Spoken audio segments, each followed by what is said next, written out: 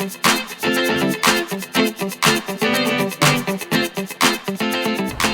guys, it's Key here from Kegland.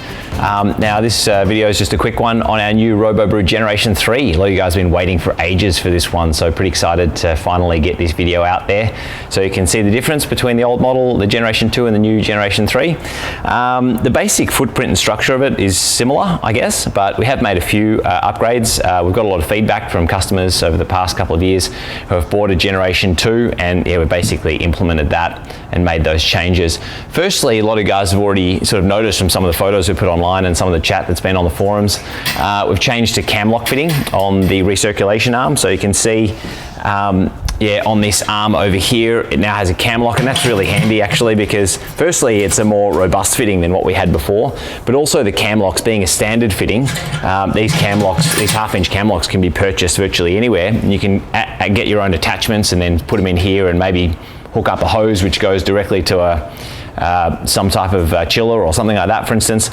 So it makes it a little bit more adaptable, having your pump output go through this tube and straight onto a standard cam lock for you to interface with later on. The other thing is we also include some silicon tubing in there. So yeah, with the sparge arm, you used to have to buy silicon tubing separately, but now it comes with a short piece here. You can just put that on there like that. It's not really any need for a hose clamp. There's not enough pressure that builds up under this fitting. So that just goes on there like that. We've made some changes to the malt pipe as well. So yeah, it looks very similar, I guess, when you just look at it like that, but actually it's thicker stainless steel than we had before. So the thicker stainless steel means it doesn't get damaged as easily, but the other thing is, with the thicker stainless steel, we've been able to grind this edge a bit more dull. Some people said that the edge was a bit too sharp and they could cut their fingers on it, so we had a couple of customers did sort of mention that, so we've basically implemented that change. The other thing, which is a subtle change, but it makes quite a big difference, is on the bottom screen on the malt pipe. It's actually the old Robobrew Generation 2's just had one screen like that. But now we've got another sort of mesh screen, a wire mesh. So this is a punch screen, and then we've got a wire mesh screen. And this wire mesh screen just goes over there like that. And you probably wonder, why do you have double screen? It doesn't make any sense on the bottom. But that really improves the flow. So with the testing that we've done, we get better filtration effect, and it doesn't sort of clog up. Like if you've got a lot of wheat malt, for instance, or if you've got a very fine grist, for instance, and you've milled the hell out of your grain and it's really, really fine and powdery, you know, with that type of system, you probably have a higher chance of getting a stuck sparge. But now with the double false bottom screen here, that second screen really helps the flow through of wort through the bottom of the screen. So they both drop down to the bottom like that. Like so. We've still got the similar top screen. We've made the top screen a little thicker, so I've actually upgraded the thickness of the stainless steel on that one as well. But the top screen, which sits above the grain, is more or less the same. We've changed the tabs on here slightly, but more or less does the same job. Look, some people don't even use the top screen. Some people will just have the grain sitting in here, and just have the recirculation arm just running the wort straight on top of the grain bed. So it's up to you. Like definitely, yeah, one of our staff, Oliver, he just he just basically likes being able to get access to the grain so he can stir it and get a spoon in there and stir the grain, for instance. So it's really up to you whether you use this or not, but I do still use it. It may possibly reduce the chance of getting channeling potentially, but you know, that's a pretty small risk anyway, so it's up to you whether you use that. The other thing is, on the malt pipe, the handle on the malt pipe has changed slightly. So yeah, we've changed the die which we use to bend the handles. So you'll notice on the other malt pipe handle, it had a straight bar which goes straight across the top. And we did have some customers who are maybe not so strong, or maybe they've got an injury or something like that, for instance, and they find it hard to lift the malt pipe out because it requires a bit of strength, I guess, when you're lifting up to maybe 8 kilos of grain, which is wet, for instance, and lifting it up before you start sparging. So now we've got a little notch on here, and that can be used to attach a pulley or some system where you can basically pull the malt pipe out. So very subtle change, but it does help a lot. So that makes it a lot more stable, because without that, yeah, you tend to get, like if you attach a bit of rope or something, this will slide across from one side to the other, and become unstable. So that's changed. The covers on the switches have changed a little bit. So now we've got the splash-proof covers on the switches. Look, it's still not absolutely waterproof, so don't go hosing the whole, electronics and switches down, I guess. But yeah, it does help a little bit having those on the front. With the false bottom, also this is the false bottom which protects the pump. So we basically put that in place. If, let's say you got a recipe where there's lots of like hot flowers or something like that, for instance. That type of thing, if you just throw it straight in the boil, could get sucked down into the pump and then cause a pump blockage. So that's what this one's for. This one hasn't changed too much. We've just got a little ring pull here, which is just a little bit more ergonomic than the two tabs we had before, and also it's a little bit stronger. We found had a couple instances where the spot welds on tabs had come off, so we basically changed the design of that one. So that's changed. Also with the display, that's probably one of the biggest changes. So now actually the display, it's got a six-step sort of programmable display here. So you can actually program the display to jump up and down in temperature. Let's say you've got a specific mash profile you want it to go through or something like that. And that helps you really get a repeatable result if you're making a beer, let's say you're jumping up to say 70 degrees after half an hour or whatever, and then you've got a certain mash out profile or something like that, and then you can basically program that in, save it for next time. The programmable display is also a bit handy for preheating water the next day. So if you want to preheat water, if you want to fill this up, for instance, the night before, and then just after dinner, you might program the display to start heating water at, let's say, 6 o'clock in the morning. So by the time you get to say 9 o'clock, you've already preheated all your water to start your brew day. That's a bit handy as well. And lastly, the graduations on the inside as well. That was an issue with the Robobrew Generation 2s. We did find the graduations weren't really very accurate, so we basically tightened up the tolerances quite a lot on that. It's got much more accurate graduations on the side of the unit there. So that mostly covers it. We are also now starting to sell quite a few of the still attachments. So I'll just quickly show these to you. These are purchased separately. And you'll have to check the legalities with your particular country whether you can use these stills or not, because obviously distilling in different countries is quite a lot of regulations depending on where you are. But with the distillation, you've got a different lid which you need to purchase. The glass lid is what comes with the Robobrew. But if you want to do distillation, you have to buy a separate lid. Looks like this. So it's a stainless steel lid with a 47mm hole in the top. And that's one of the reasons actually why these clamps are on there, is to make an airtight seal on the lid so you can use it for distillation. But a lot of people didn't really realize that on the older models. We didn't really explain that so well.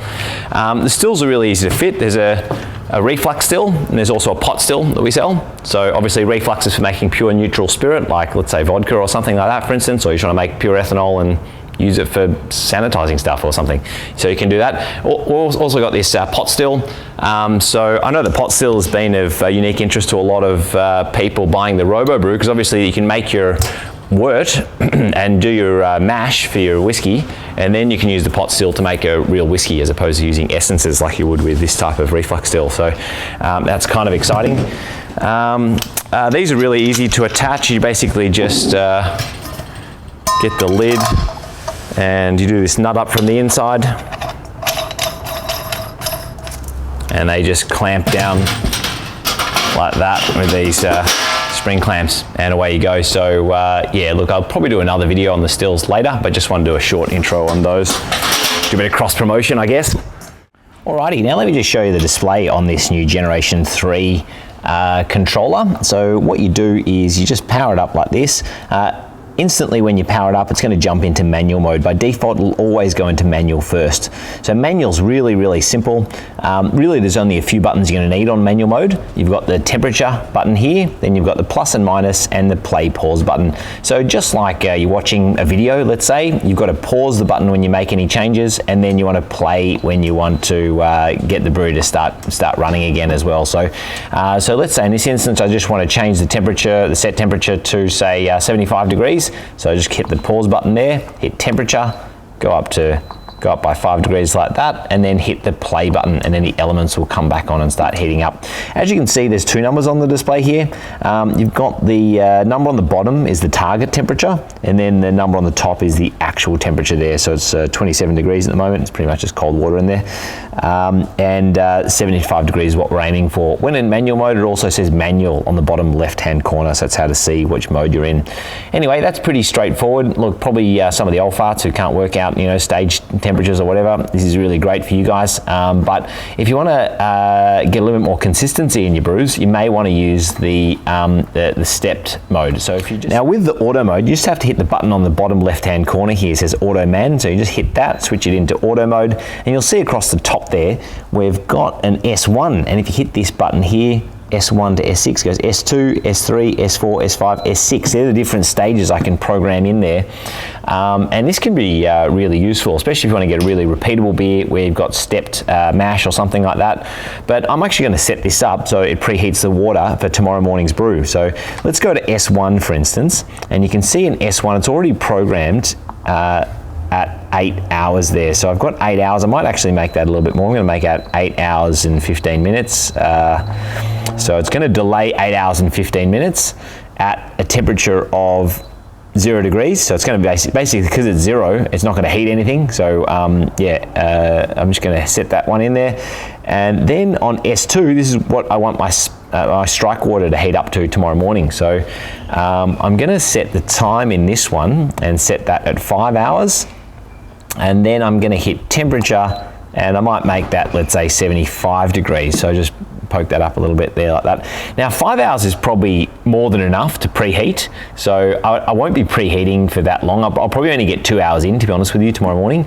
But what I can do tomorrow morning is, once this is already heated up, so let's say I'm in stage 2 and it's already preheated, I can just skip the rest of this time and jump to stage 3. So like tomorrow morning, I can just come in and pause that, use the S1 to S6 button, jump to S3, and you can see in S3 I've got 20 minutes set at 9 degrees. That's probably pretty hot to mash with, but anyway, I'm gonna hit the play button, and I can just continue on from there. So it's exactly like watching a movie, I guess. You can just jump between the stages and sort of fast forward and rewind, I guess you might call it, and then just hit the play button and just play on. So it's fairly intuitive to set up, and because there's only 6 stages to program, it's fairly quick to program in here.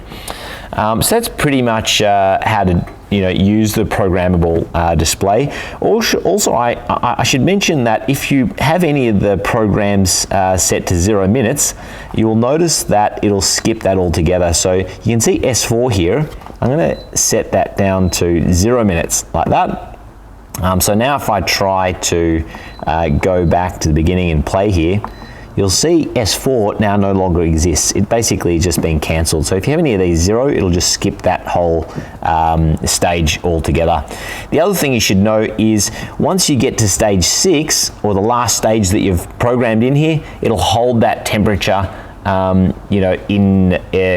indefinitely. So basically, if we look at S5 is the last program stage we've got in there. So you can see if we just left this running, infinitely, it's going to basically hold it at 110 degrees.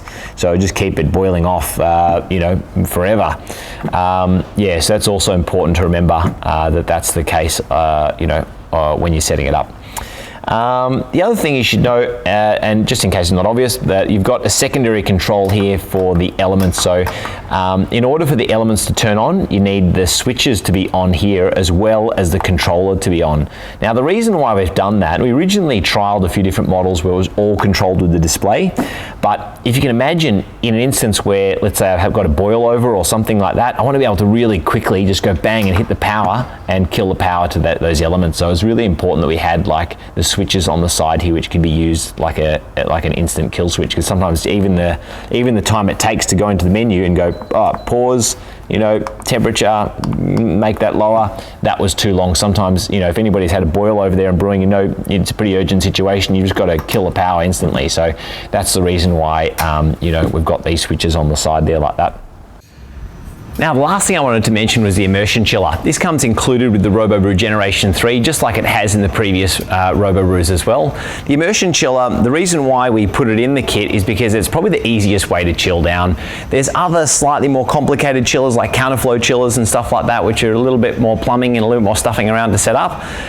But we feel like the immersion chiller, it can be used two different ways, and it's really easy to set up. You can either put your cold water through here and it just runs through the immersion chiller and comes out the other side, and then you just immerse the entire thing into your boiler like that, and eventually it will cool down. The only problem with that method is that if you've got a high ambient water temperature, it can sometimes take a really long time to chill your wort down.